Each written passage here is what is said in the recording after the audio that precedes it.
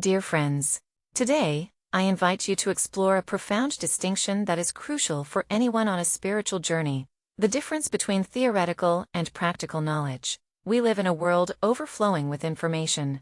You can find countless books on spirituality, self-help, and personal development at your fingertips. While reading these texts is valuable, it is essential to realize that true knowledge goes far beyond mere words on a page. Imagine you pick up a book about yoga. You read about the postures, the breath control, and the philosophy behind it. You might even memorize every asana and understand the concept of mindfulness.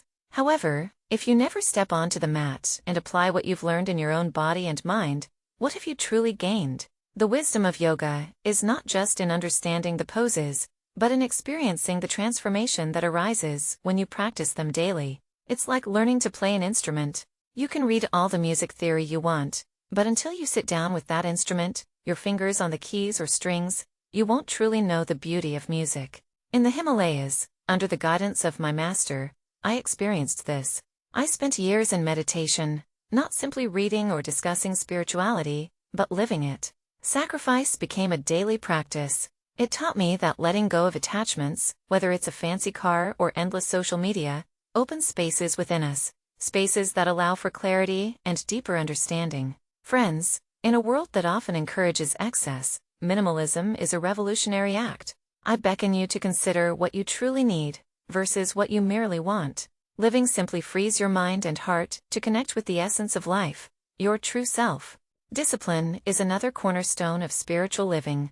It's easy to talk about the importance of meditation, to tell friends that it centers you and brings peace. But what does it mean to actually commit to sitting in silence daily, perhaps at dawn, when the world is still asleep?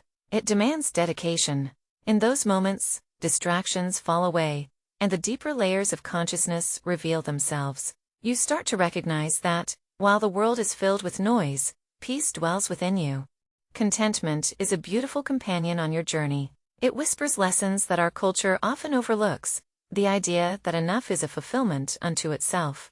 Often, we chase external validation, thinking it will lead to happiness. The truth, however, is that when you cultivate contentment with what you have, even in the simplest forms, you open the door to joy that is not dependent on conditions.